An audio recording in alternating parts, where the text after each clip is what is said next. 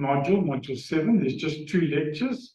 So next week will be the last lecture, and then you'll have to obviously do that exam before the certificate course is complete. And then obviously make sure that you've submitted all your assignments and your exams and that you passed everything. If you need to do rewrites, you've still got a bit of time to do that. The graduation's the beginning of December. But today we're going to be looking at the first part of eschatology. Now, eschatology is just a very big theological word. It's the study of the end times or prophecy. So it's a term we get from the Greek word eschatos, which means last, and ology is the study of. So eschatology, the study of the end times. Now, there are 3 main views on prophecy. The one is what we call preterism. They believe that most of the prophecies in the book of Revelation and Daniel were fulfilled before 70 AD. In other words, in the 1st century. We don't hold to that view. It's held by some people, but if that were true, then the book of Revelation is a book of history, not prophecy. Then historicism, these guys say it's after 70 AD that the prophecies are fulfilled, but they're fulfilled gradually. So over history, you get the prophecies being fulfilled over the 2,000 years of church history. The view that the majority of Pentecostals and charismatics hold to is what's called futurism. Futurism says that most of prophecy that we find in the book of Revelation and Daniel has to be fulfilled in the future. So preterists say it's all happened already in the 1st century. Historicists say it's gradually being fulfilled over the church age. And we believe, futurists, that the majority of prophecy fulfilled in the future. So let's look at some of the signs of the return of Jesus. Now, in Matthew chapter 24, which is what we're going to focus on, Jesus leaves the temple. And while he's leaving the temple, the disciples draw his attention to the magnificent building and the wonderful stones. And Jesus actually predicts that the temple will be destroyed. He said, not one stone will be left on another. Everyone will be thrown down. That was actually fulfilled about 4 decades later in AD 70. And the Roman military commander Titus would be the one who not only destroyed Jerusalem, but also destroyed the temple. And Jesus prophesied that in Matthew 24. We find that after Jesus made that prophecy, 4 of his disciples, Peter, James, John, and Andrew, actually come and ask him about this to give him more details. And they ask this while they're on the Mount of Olives. Now, the Mount of Olives, if you've been to Jerusalem, faces the Temple Mount. The temple is no longer there because it was destroyed. But on the Mount of Olives, in Jesus' day, you could see the temple. So they asked Jesus, when will this happen? And what will be the sign of your coming and of the end of the age?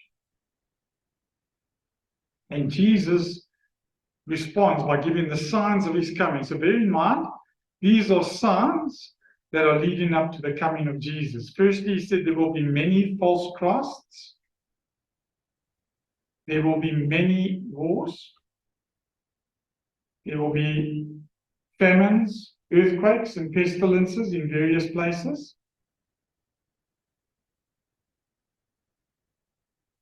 There will be persecution of believers. And then he says, see to it that you're not alarmed. Such things must happen, but the end is still to come. And then he said, fifthly, that the gospel will be preached in the whole world as a testimony to all nations, and then the end will come. So here he gives 5 signs leading up to the coming of Jesus. Now, some people may say, but haven't there always been earthquakes and wars and famines and false messiahs? Yes, But remember, Jesus says they're birth pains.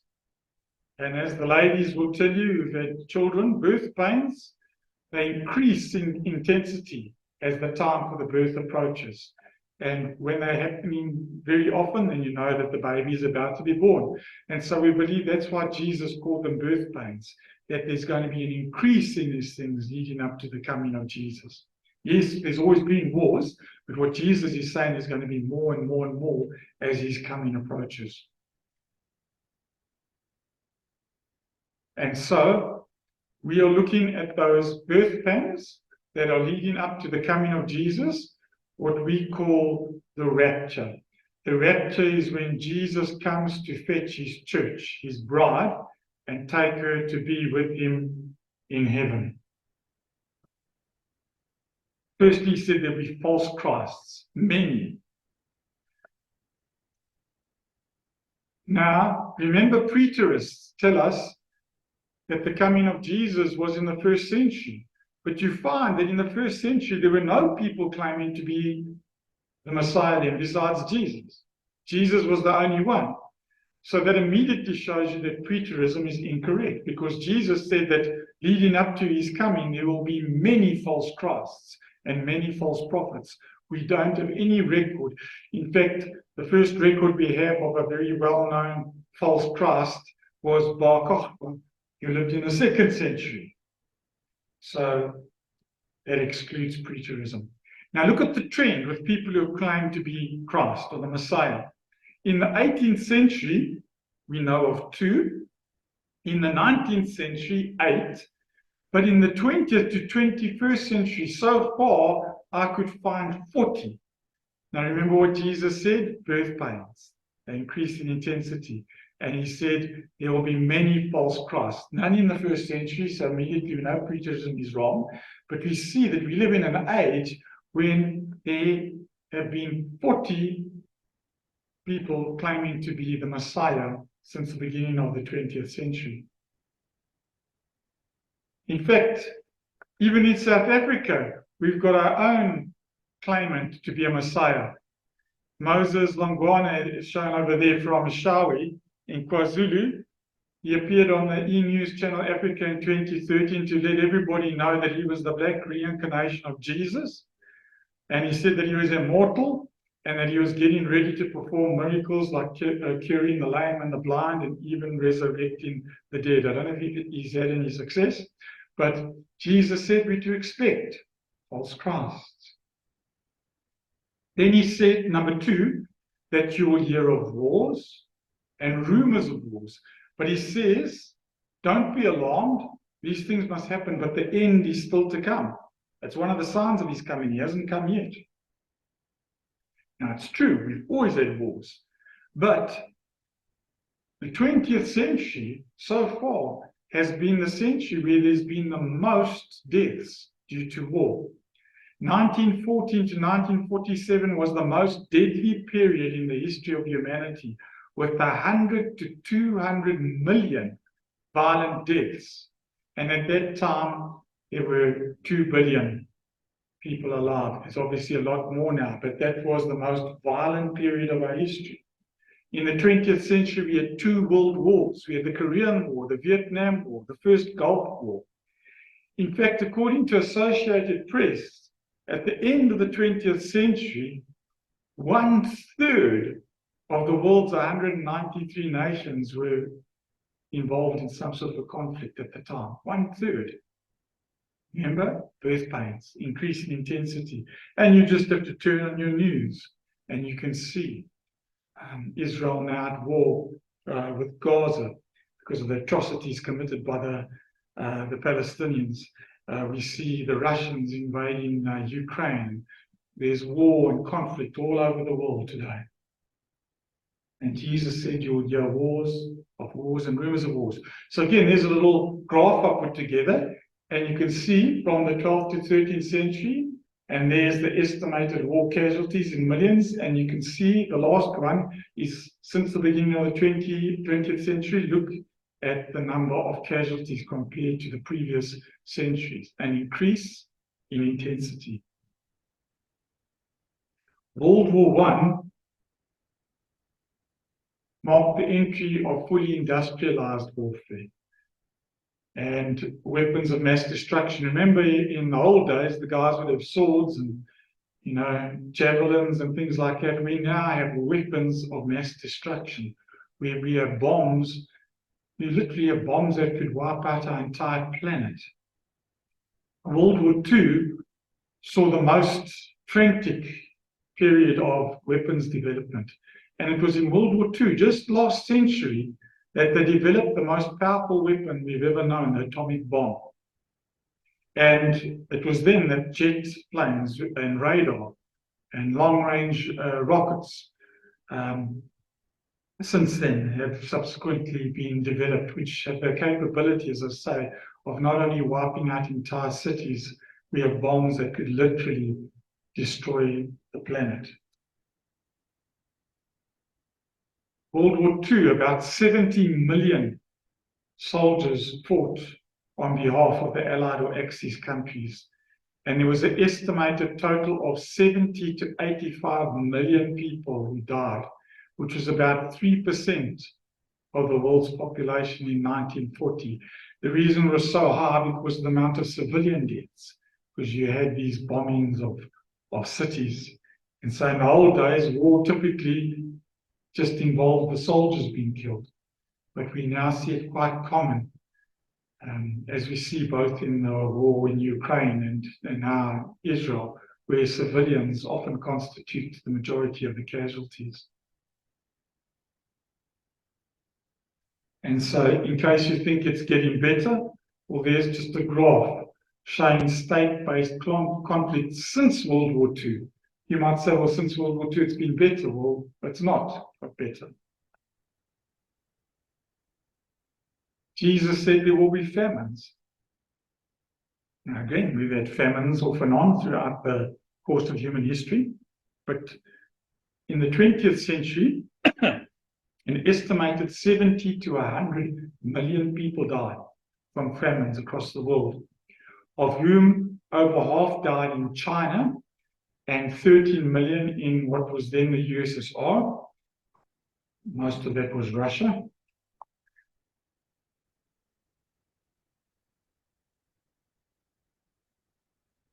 The World Peace Foundation reported that from the 1870s to the 1970s, great famines killed an average of, you can see, almost 1 million people a year. So just because we aren't necessarily exposed to these things doesn't mean that they're not happening elsewhere in the world.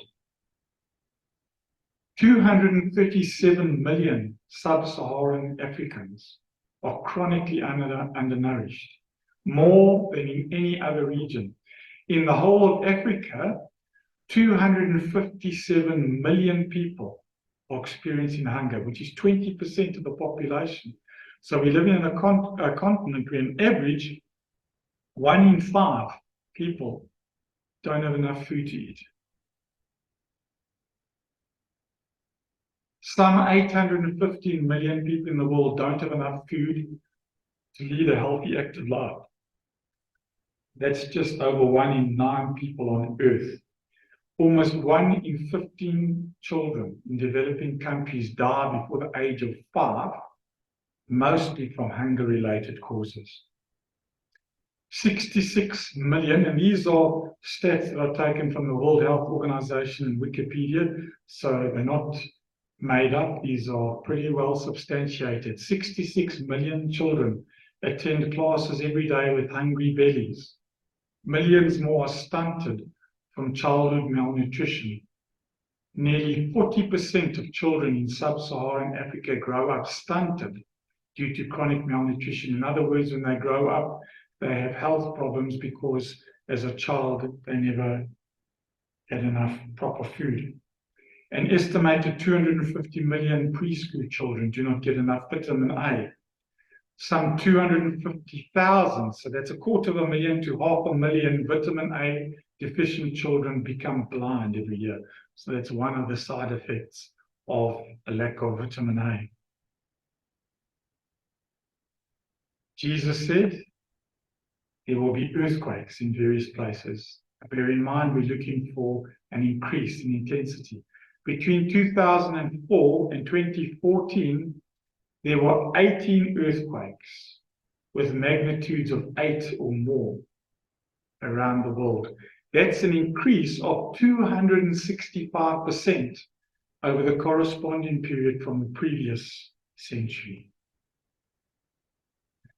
If we look at all earthquake magnitudes, the past 10 years is not unusual, but the rate increases are mainly for the large earthquakes, larger than 7.5 or so.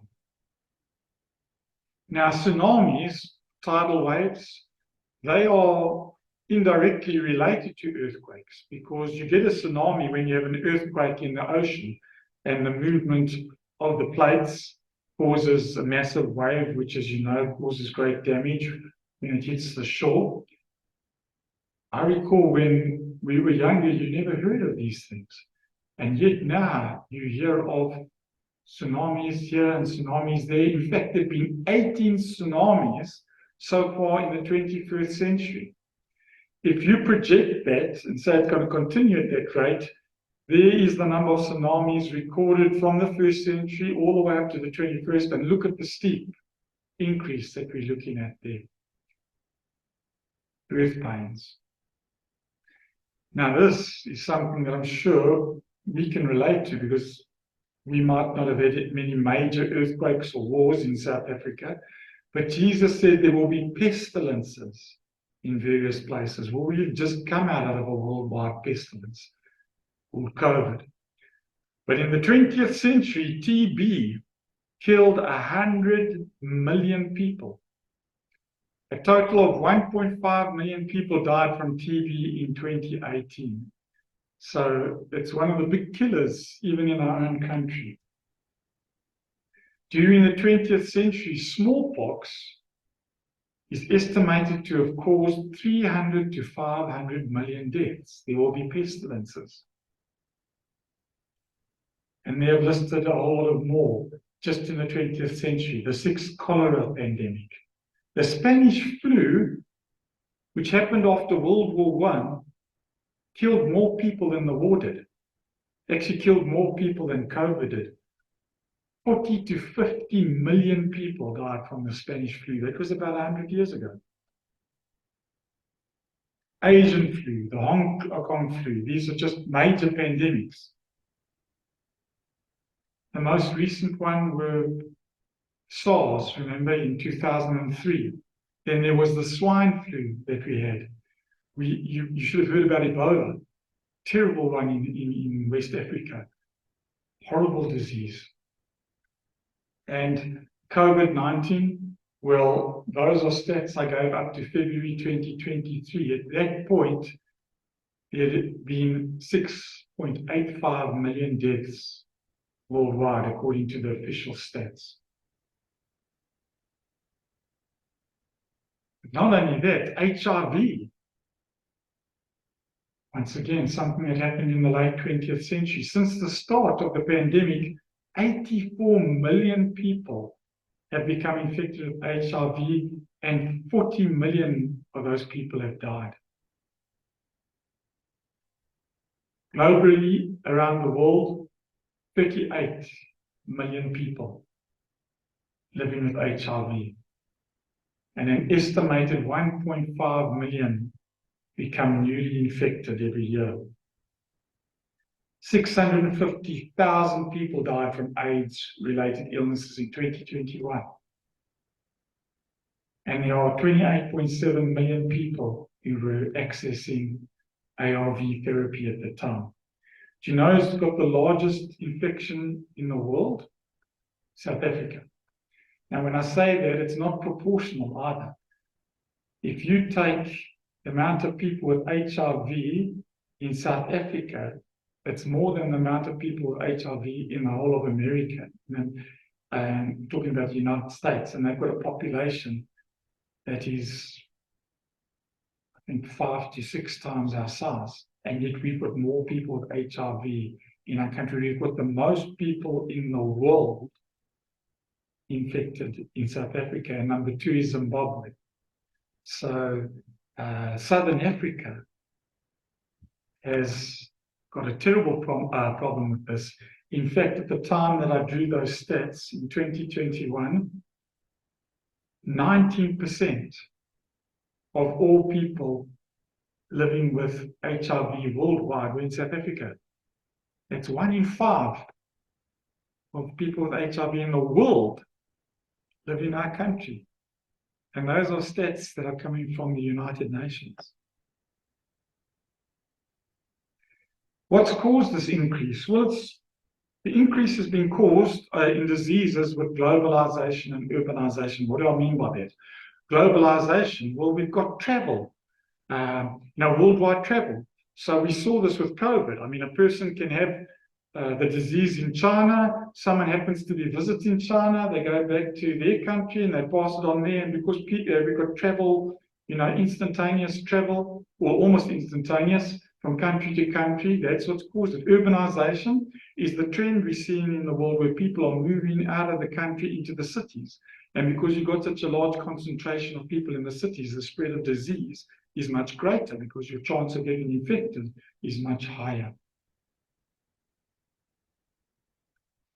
With commercial international air travel, outbreaks of infectious diseases can jump from one city to another remote city in under 36 hours, in a day and a half. Interestingly, Daniel prophesied that one of the signs of the end time would be that there'd be an increase in travel. Daniel 12, verse 4, he's told, "You, Daniel, shut up the words and seal the book until the time of the end. Many shall run to and fro." In other words, there'll be a great increase in travel and knowledge shall increase. And that's what we've seen. We've seen a massive boom in technology and knowledge in the last century, but also a great increase in travel. One of the unfortunate side effects of the travel, as I said, is increase in these deadly diseases being spread. Number 4, Jesus said that there'd be an increase in persecution.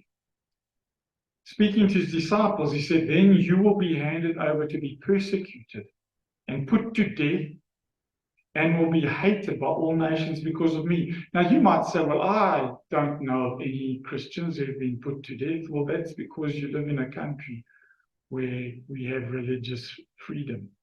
There are many countries in the world where Christians are either persecuted, they can lose their jobs, they get kicked out of their families, and in the worst case, they're imprisoned and put to death.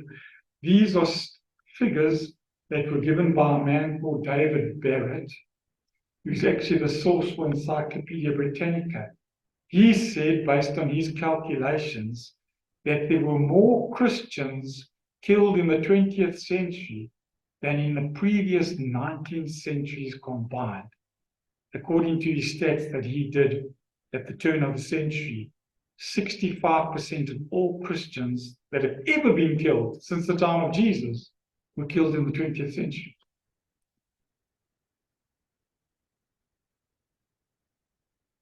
Is it still happening today? Well, if you subscribe to organizations like Open Doors and Voice of the Martyrs, you will know that this is still going on. In 2020, 2,983 Christians were killed for faith-related reasons on average. That's on average 8 Christians a day in 2020. 8 Christians a day on average are killed. On average, 182 Christian buildings per week were attacked.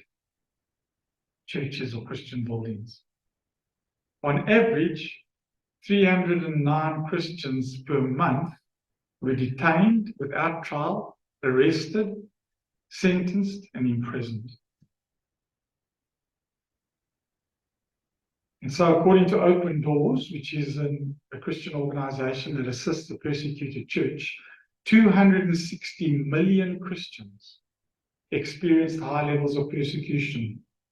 In the top 50 countries on the World Watch List, they produce a list where they put the top 50 countries in terms of persecution. Normally right at the top, well, most often at the top is North Korea, but you'll find that In the top 20, the majority of the countries are Muslim nations, where they persecute Christians routinely and kill them, imprison them, or the atheistic countries like North Korea and China. Just to give you a bit more detail, there you can see the bloody aftermath of a massacre during Palm Sunday 2017. That's in Egypt, that's on our continent. Imagine going to church and that's what you face. Suicide bomber. Give you much more detail than that, but we don't have the time. But Jesus said we must expect persecution. Some people think if you become a Christian, you'll never have any problems. Jesus said, a servant is not greater than his master. If they persecuted me, which they did, remember they killed Jesus, he said they will persecute you. In 2 Timothy 3 verse 12, Paul says that all who desire to live a godly life in Christ Jesus will be persecuted. And so, in line with Jesus' prophecy in Matthew 24, the birth pains, one of the birth pains is an increase in persecution, which is what we see in persecution of Christians. So just to remind you, birth pains occur before the birth. So the birth is the coming of Jesus. Before the birth, you have the birth pains. What are the birth pains? Jesus said false messiahs, wars, earthquakes, famines, persecution. These will all increase in intensity leading up to the coming of Jesus.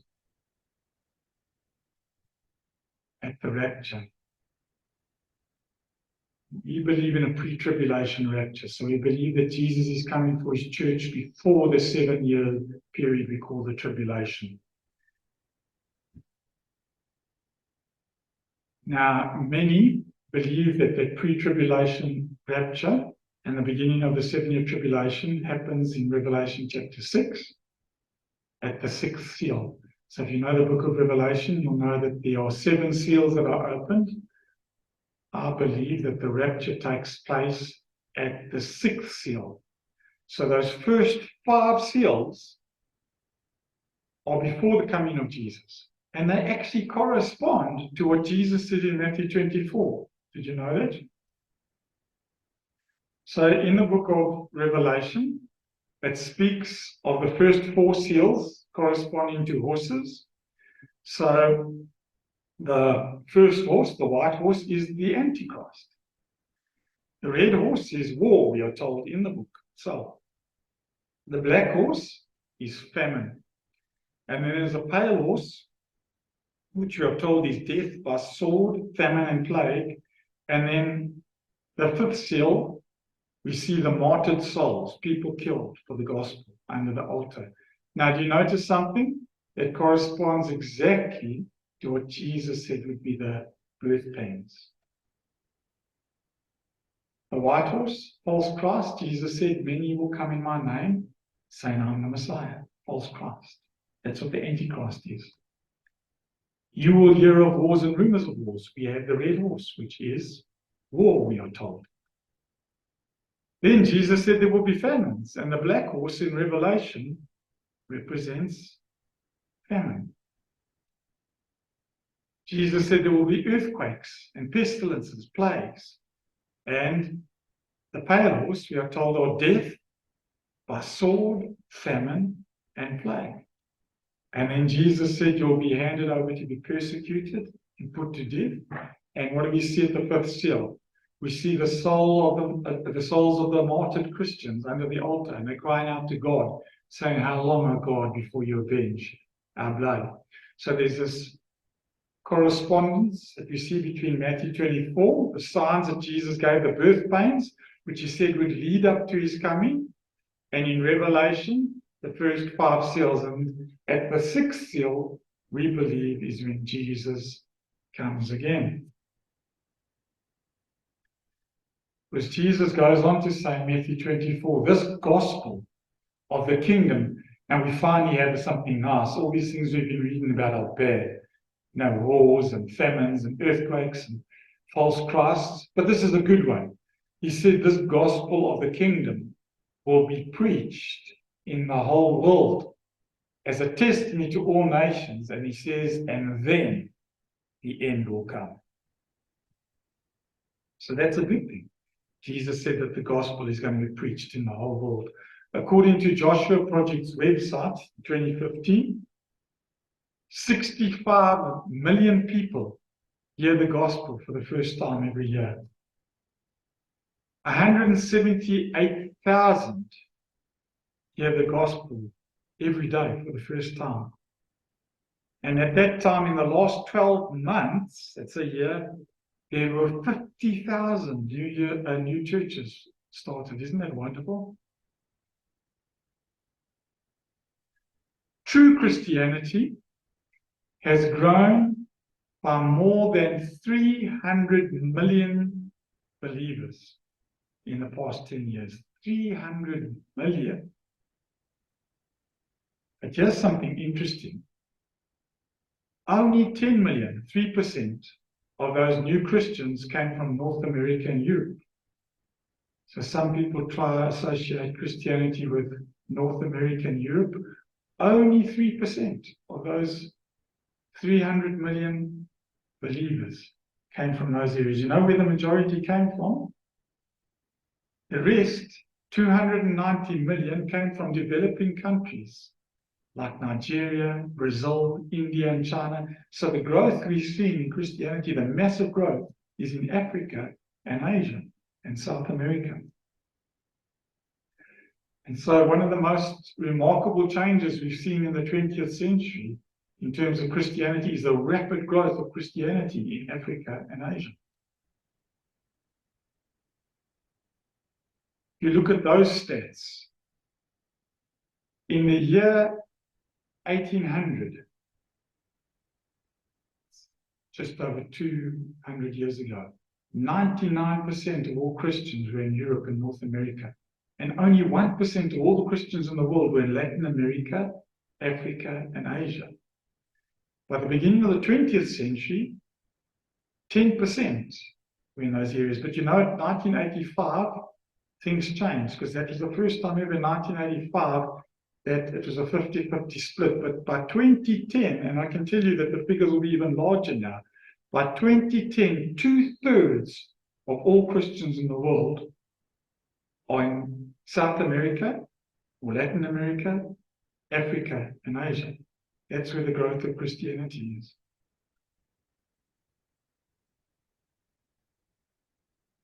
But often people say, well, what prophetic event remains unfulfilled to prevent the coming of Jesus?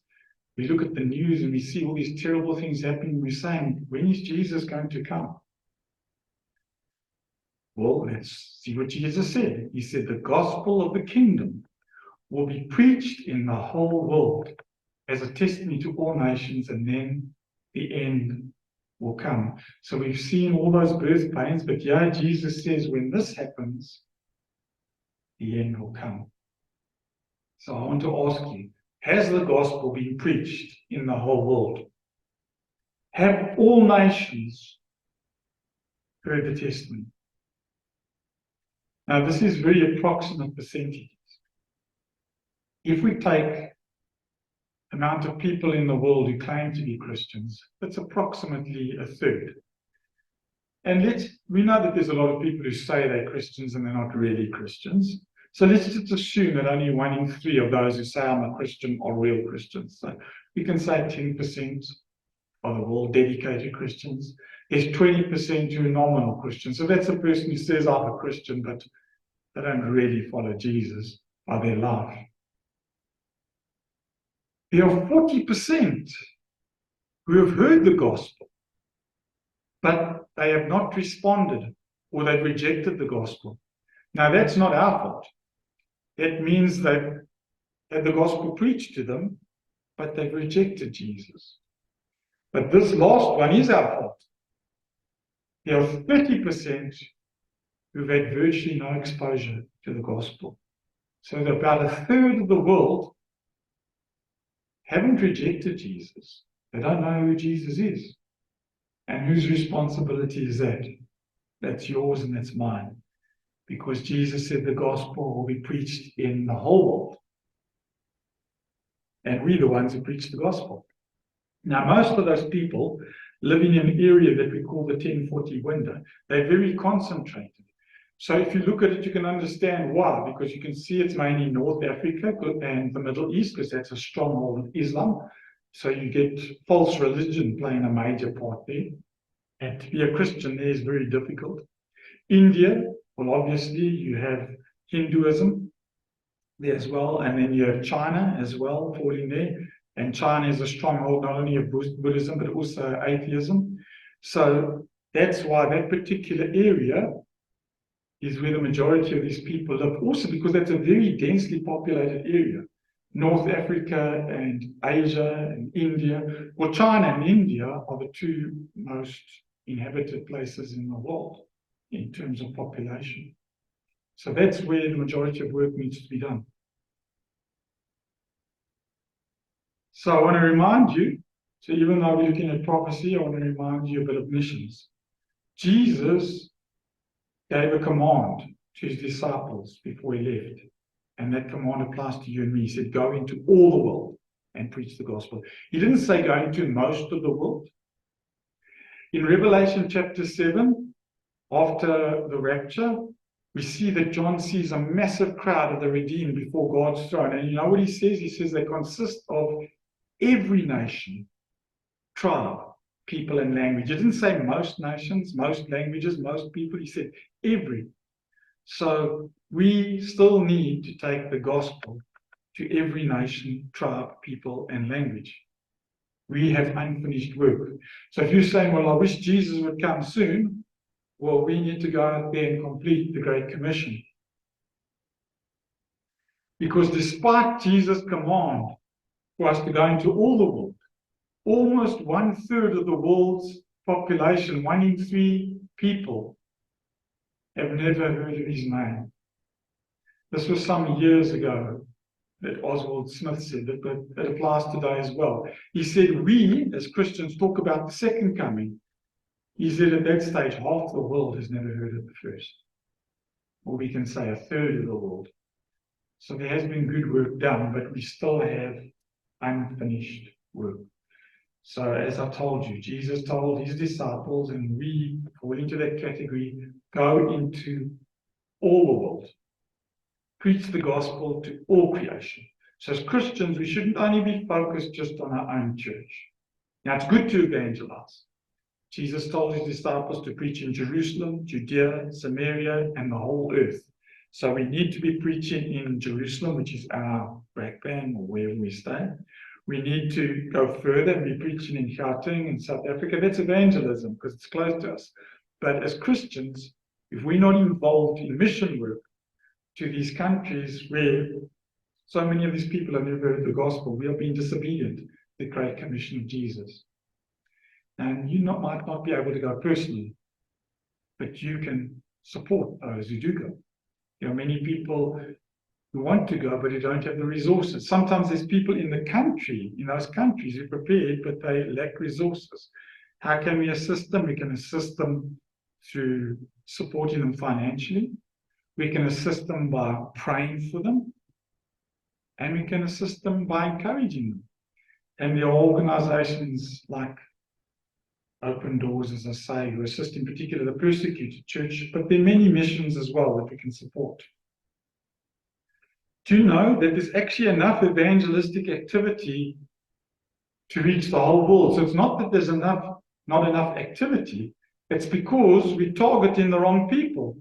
We spend the time preaching to people who've already heard the gospel. There's enough activity for everyone in the world to hear a 1-hour presentation of the gospel every day. There's over 1.3 billion hours of evangelism generated by Christians every year through things like personal witness, radio, TV, the internet, literature. But it's unevenly targeted. 91% of all the Christian outreach and evangelism doesn't target non-Christians. It targets other Christians. So we preach into the converted. 95% of Christian workers focus on their own people. Now, it's important to look after our own people. I'm not saying we mustn't do that, but we mustn't forget about the others.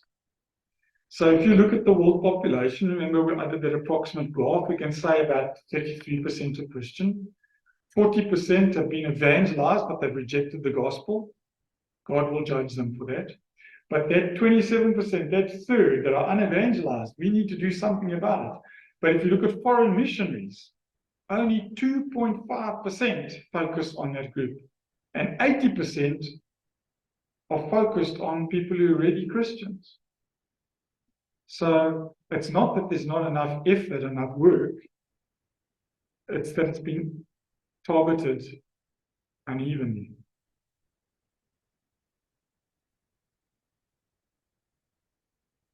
So the present age, remember, Jesus said we'll have birth pains, and those are the 5 seals in Revelation: wars, pestilence, etc., leading up to his coming. Then he'll come for his church, what we call the rapture. I'm trying to do this in sequence of how these things happen to make it easier. Then there's going to be a 7-year tribulation. So we're still in the present age. The next major event in the prophetic calendar, once we've decided to get our act together and ensure that the whole world hears the gospel, will be the coming of Jesus for his church. After that, once Jesus' church is removed, there's a 7-year tribulation period. What's that all about? Well, before we look at that, let me just tell you a little bit about the rapture. We read about this in 1 Thessalonians 4, 15 to 18. According to the Lord's own word, we tell you that we who are still alive, who are left till the coming of the Lord, will certainly not precede those who have fallen asleep. That's those who have died. For the Lord himself will come down from heaven, and the dead in Christ will rise first. After that, we who are still alive and are left will be caught up. That Greek word there is harpazo. Together with them in the clouds to meet the Lord in the air. And so we will be with the Lord forever. Therefore, encourage each other with these words. Now, some people who criticize the doctrine of the rapture will say, well, the word's not in the Bible. Well, that's not true. It's only true of the English Bible, because that word rapture is taken out of the Latin Bible. And remember, I read you that passage there, that Greek word, harpazo, in Latin is raptus, and raptus is where we get our English word rapture from. So if someone tells you the word rapture is not in the Bible, tell them 1 Thessalonians 4:17, get a Latin Bible, and you will find the root word for our word rapture. And that same word, harpazo, the Greek, is used elsewhere. And you know how it's used? It's used in Acts 8:39, where it talks about the Spirit of the Lord suddenly took Philip away. That's the same word. It's used of Paul being caught up to the third heaven in 1 Corinthians 12:2. And it's also used in Revelation 12:5, when it talks about the man-child being snatched up to God in his throne. That's the same word that Paul says, we who are alive and remain will be caught up. Harpazo, Latin raptus, English rapture.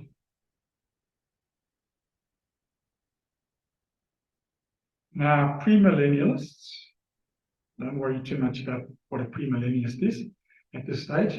They've got 3 views about the timing of the rapture. So some, like myself, and like many Pentecostals and Charismatics, believe in what's called the pre-tribulation rapture. So as I told you, we believe that Jesus will come before the 7-year tribulation, and he comes again afterwards when he rides on the white horse and comes to Armageddon. But that's a separate event. We call that the second advent. There are others who say that Jesus will have 2 phases to his coming, but they say the rapture will take place in the middle of the 7-year tribulation. We call them mid-tribulation rapture adherents. And then there's those who hold to the post-tribulation rapture. They say there's only one event. It happens at the end of the 7 years. So according to them, Christians will go through the tribulation.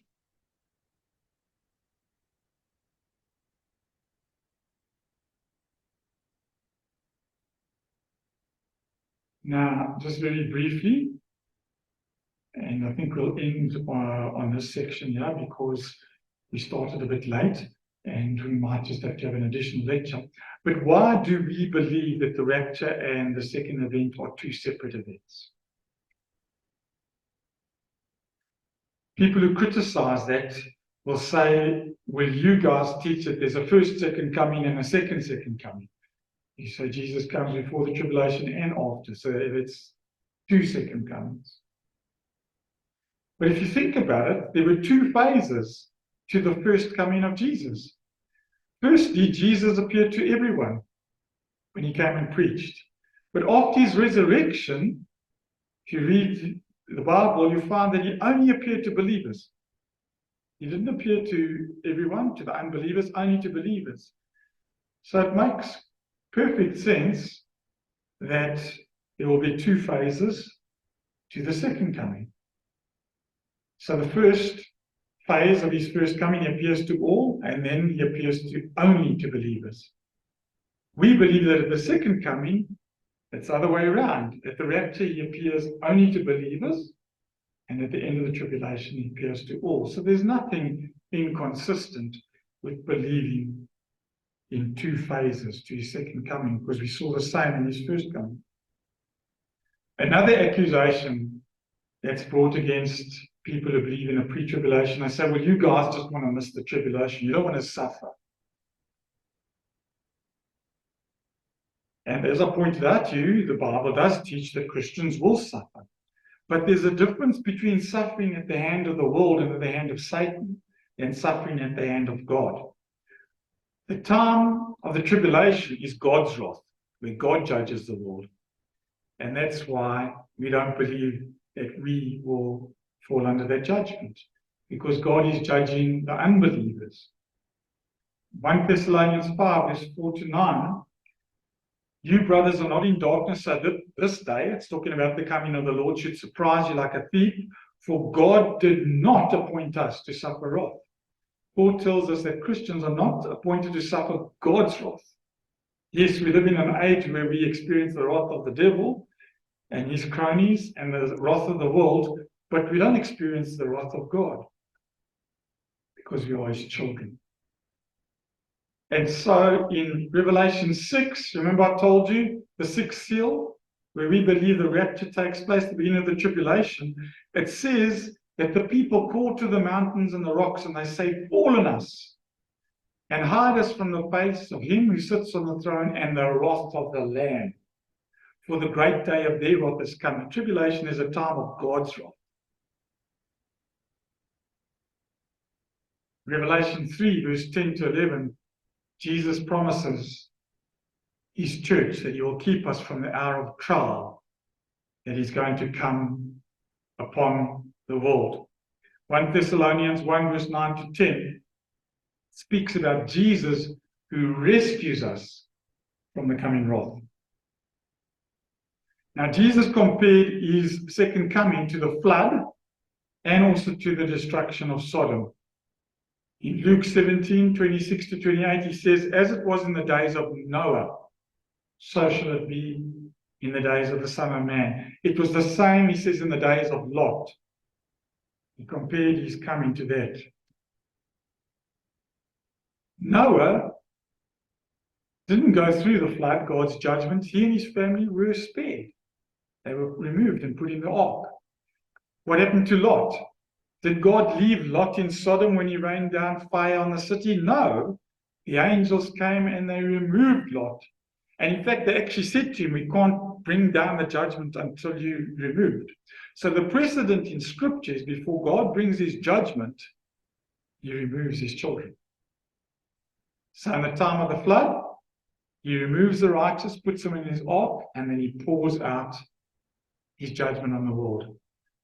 Time of Sodom and Gomorrah, he removes Lot and his family and pours out his judgment. Jesus said, as it was in the days of Noah, as it was in the days of Lot, so shall it be in the days of the Son of Man. I don't think it's any coincidence that he made that comparison. So we escape God's wrath. So if we look at that little diagram over there that I put together. In the present age that we live in, we believe that after that, there's a rapture when Jesus comes to collect his church, and then the 7-year tribulation. We experience man's wrath and Satan's wrath. That's why there's persecution. But the 7-year tribulation is the wrath of the Lamb, we are told. And God has not appointed us to wrath. I'm going to end on this point. We've still got more, but I'll carry on next week. With these, I don't want to rush through them so that I go at such a pace you get left behind. Repeatedly throughout Scripture, it talks about the coming of Jesus like a thief. Jesus said, I'm coming like a thief in the night. In 2 Peter 3 verse 10, we are told that the day of the Lord will come like a thief. Revelation 3 verse 3, Jesus says, I will come like a thief, and you will not know at what time I will come. Why did he say like a thief? He explains it. You don't know the time of your coming. Now, if you've been unfortunate enough, as many people in our country, to have thieves come and steal from you, from your house, I don't know about you, but when we were robbed, we didn't get a phone call from the thief saying, look, we just want to let you guys know we're coming tonight so that you can expect us. Thieves don't do that. They come when you don't expect them. And that's why Jesus says, I come like a thief. You will not know at what time I come. So coming like a thief is unexpected. But if, as the mid-tribulations tell us, Jesus is coming in the middle of the tribulation, it's not like a thief. You could work it out. You can just count 3.5 years from the beginning of the tribulation and you know, well, Jesus is coming. If he comes at the end, like the post-tribulationists tell us, you could work it out again as well. 7 years. Book of Revelation tells us 2 sets of 1260 days. And you'll know that from the time the Antichrist desecrates the temple, there's 1260 days. So how's that coming like a thief? But if Jesus' rapture is at the beginning of the tribulation, it is like a thief, because we don't know when the tribulation will start. But once it's started, you'll be able to work out when it will end. Makes sense to you? So coming like a thief has to apply to something that happens before the tribulation, else it wouldn't be unexpected. And Jesus told many parables to that effect. He told many parables about a master going away, telling his servants, yeah, I'm giving you talents, or I'm putting you in charge of the other servants. And what is the typical theme of those parables? The master of that servant will come on a day when he does not expect him. And at an hour he's not aware of. He constantly, besides saying he's coming like a thief in the night, said that if he comes back, it's going to be unexpected. Remember the virgins, the bridegroom came and they didn't expect him. It says his coming was delayed. And that's why 5 of them weren't ready. So to summarize that point, there's an unknown day when Jesus comes at the rapture. He comes like a thief. I come at an hour when you will not expect me. But the Bible also speaks about a known day, and that's at the end of the tribulation. It talks about Jesus riding on the white horse coming at Armageddon. And that refers to what we call the second advent. If there are not 2 phases to Jesus coming, those verses about coming as a thief in the night make absolutely no sense, because we'll be able to work out when Jesus is coming. Because just from the desecration of the temple, what we call the abomination of desolation, if you know your prophecy, we know that there's 1260 days after that before Jesus comes in power to rule and reign. So let's leave it there. We've still got more to do in that, but I don't want to rush it, and we'll carry on next week.